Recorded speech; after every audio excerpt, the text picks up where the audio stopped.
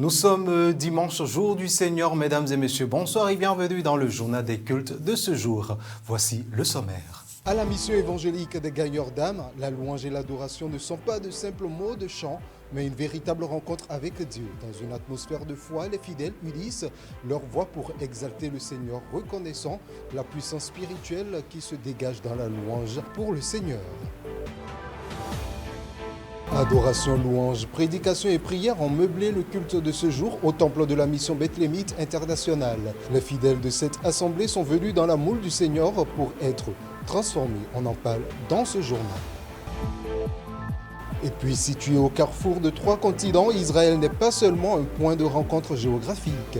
Sa position unique au monde porte aussi une profonde signification spirituelle. Terre de passage, de promesses et de révélations, elle a vu défiler civilisations, prophètes et alliances. Tout ce que vous faites, faites-le de bon cœur comme pour le Seigneur et non pour les hommes. Colossiens 3, verset 23. À nouveau, bonsoir. À la mission évangélique des gagneurs d'âme de Porte-Novo, la louange et l'adoration ne sont pas de simples moments de chant, mais une véritable rencontre avec Dieu. Dans une atmosphère de foi, les fidèles unissent leur voix pour exalter le Seigneur, reconnaissant la puissance spirituelle qui se dégage dans la louange sincère. Entre chant et prière profonde, ces instants sacrés deviennent une porte ouverte sur le thème, sur la présence divine. Une équipe de la télévision Maranatha Bénin y était. À l'église de la mission évangélique des gagneurs d'âme, la louange et l'adoration ont constitué des instants marquants de ce culte. 2 groupes ont animé. Le premier groupe, avec un rythme aux accents folkloriques, a su capter l'attention de l'assemblée et l'a amené à entrer dans la présence de Dieu.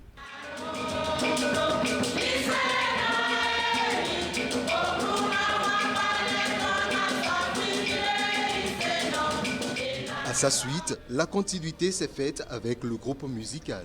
Ceux-ci ont conduit les fidèles dans une adoration intense. L'église tout entière s'est laissée porter par les chants et dans un profond recueillement. Le peuple de Dieu, les mains levées, élevait des prières vers le ciel. Sortis de ce culte, le cœur joyeux, les uns et les autres partagent ce qu'ils ont vécu pendant ces moments. Les moments d'adoration sont des moments forts, des moments puissants, des moments où Dieu manifeste sa gloire.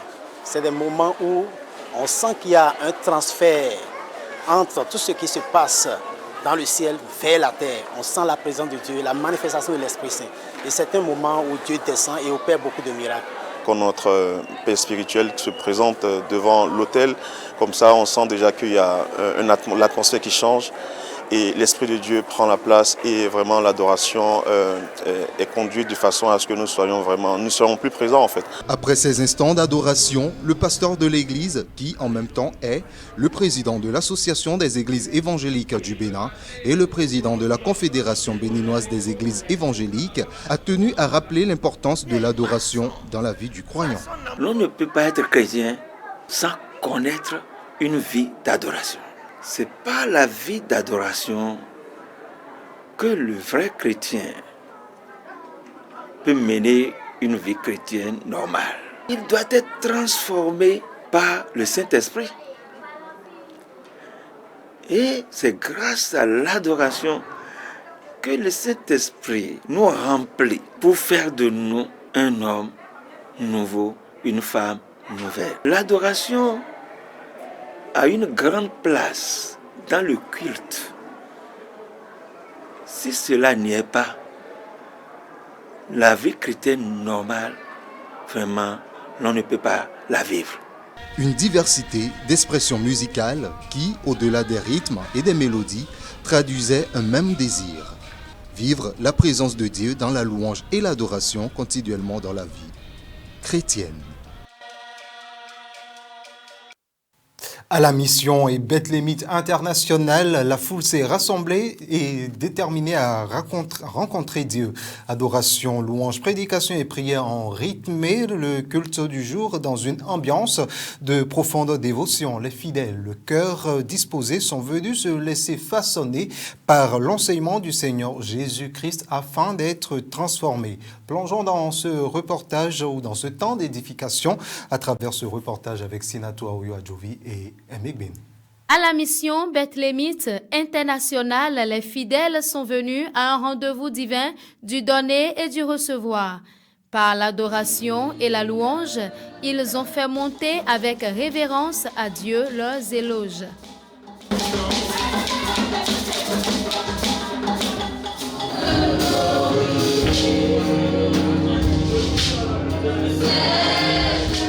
Place a été faite à la prédication dont l'objectif est la transformation du cœur humain pour un changement réel de vie. S'étant basé sur le texte de 2 Rois, au chapitre 5 des versets 10 à 14, le pasteur Caliste Arwangonou a expliqué aux brebis du Seigneur la nécessité de laisser mourir en eux le cœur mauvais pour recevoir de Dieu le bon cœur capable de rejeter la haine et tous autres ressentiments pour produire les bonnes œuvres. En tant que serviteur, de ne pas faire ce que tu dois faire à cause du chagrin, à cause de la douleur, à cause de la souffrance. Quand tu regardes la personne, tu te souviens de certaines choses et tu te dis, il ne me mérite pas, je ne peux pas lui faire ça. Non, je préfère faire ça à autrui, mais pas à lui. Mais la parole de Dieu t'appelle ce matin. Écoute la parole de Dieu. N'écoute pas ton cœur. La fille israélite avait toutes les raisons du monde pour pouvoir garder en rancune ce serviteur, le Naaman, mais elle n'a pas gardé, elle s'est laissée transformer. Quand tu es une servante de Dieu, tu es une chrétienne, quand tu as quelque chose en toi, ne te venge pas souvent. Puisque le Seigneur Jésus a dit de laisser venir à lui les enfants, un soin particulier est mis à leur enseigner les voies de Dieu. Pour aller regarder un peu la parole de Dieu, pour aller contempler, pour ne pas contempler. Les fidèles repartent revigorés avec un seul message qui résonne dans leur esprit, la transformation du cœur. Dans la vie chrétienne, chacun a sa manière de magnifier, d'honorer le nom de l'Éternel, d'exprimer sa reconnaissance et de chanter la grandeur de Dieu. Des voix simples, sincères, mais porteuses d'une profonde spiritualité. Suivons ensemble ce micro-trottoir d'adoration à travers suivons ce temps d'adoration à travers ce micro-trottoir réalisé par Félicité Botan et Aimé Ben. Lagadamasu Rondo, Adom Dondo Mam. Kini wendo judaton oso gangan joniton towen alpha boyin omega ewen dundumadunto ewen no ponpe oji ewen so gangan de no chokpe bitio bono do pe nikan ho le bi menu ti no we do pe ton wa bono di kan ni mo do yen mo pe de lo Jesu ro po yen na dona yen mo pe de dimbo eyan nu mi o Jésus ropo yen na dona gbeta tin do gbe la me lobo tin do toto okwe yen mo pade dimbo eyan nu mi o Jésus ropo yen na dona do dagbe pe ma no we mi mo pede mi boze bo ajo dagbe pe ma no we dagbe pe ma no we mi mo mlion mi boyi na baba Jesu we dagbe pe mo no we mi mo pede mi boze bo ajo me ba ku wonu ble mais mon bon union, celui qui est tout et pour tout, celui qui est je suis pour moi, celui sans qui je ne peux rien, je ne suis rien aujourd'hui et à présent, le Seigneur Jésus-Christ de Nazareth. Atinpo kanpo le yefon, yenondo pikpa wewe, yenondo ayaje we yefon, yenondo pikpa wewe, khele nondo pikpa weto, bonon zombelele loi, yemando nunde pepe. Bona wana kolo noche o pe jenje na dona we mimbo pa Jesu ha mimbo awanu Jesu Aïe, routoué de Romi, Soussou, ouais, coucou, boy, comme de chanvom, Awanou, les blancs, non, Awanou, belle tochi, Gigo, ouais, Jehawe, Menzaya, Bragadamasu, Ondo, Kini, Wodo, Judaton, à de nouveau, de nous, maman. Bragadamasu, Ondo, Kini, Wodo, Judaton, à Cladan Toto.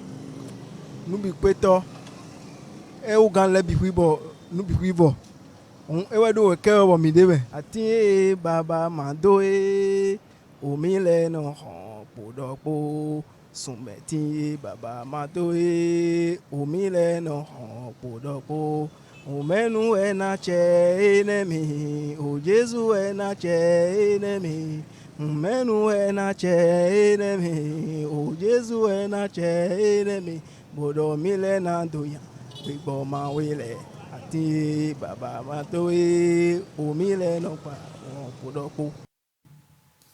Et puis au cœur du Moyen-Orient, Israël occupe une position que certains qualifient de stratégique. Sa situation géographique à la jonction des grandes routes antiques a façonné non seulement son histoire, mais aussi sa portée spirituelle. Pourquoi cet emplacement précis revient-il sans cesse dans les récits bibliques et prophétiques? Cet élément réalisé par TBNFR nous amène à comprendre la dimension spirituelle cachée derrière cette géographie. Nous voici avec Ronnie Cohen. Il est guide touristique en Israël depuis de très nombreuses années et a une connaissance approfondie du pays qu'il considère comme sa propre maison.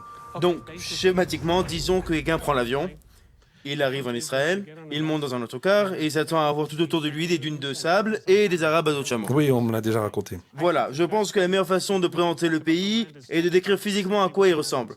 C'est le Moyen-Orient, mais ce n'est pas comme ce qu'on a vu à la télé, comme en Afghanistan ou en Irak. C'est un peu différent.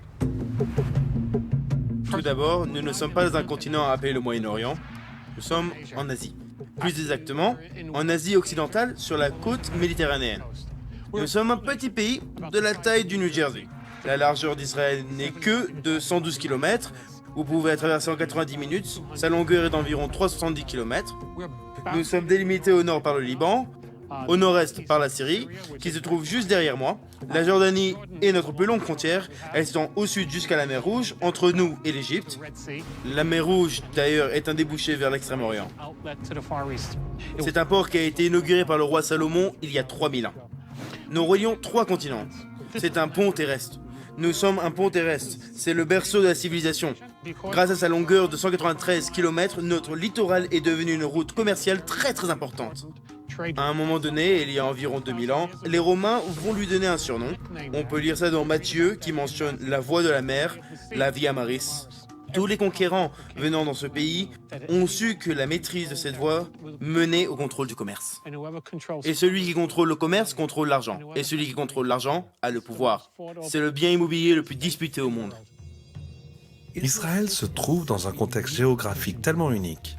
Et cette situation géographique nous aide à comprendre pourquoi c'est un endroit si important sur le plan spirituel.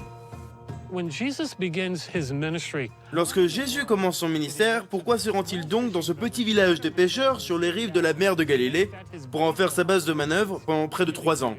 Il devait y avoir une bonne raison. Je n'en sais rien. Tout d'abord, c'est disons une sorte d'homme du peuple. C'est pourquoi il reste loin des grandes villes. Mais je pense que la raison principale est que pendant les 3 années de son ministère, ici, tout le monde est venu à lui. Comment ont-ils entendu parler de lui? Il y avait besoin d'une sorte de réseau de communication, la Via Maris. La Via Maris passait juste en face de la route. C'est près de la route. Les marchands, les voyageurs, n'importe qui, qu'ils descendent du nord, qu'ils remontent du sud, aurait entendu parler des merveilles ou au moins être témoin des miracles du Christ à Capharnaüm. C'est pourquoi tout le monde connaissait son existence. Ainsi donc s'achève le journal des cultures de ce jour. Mesdames et messieurs, merci de nous avoir suivis.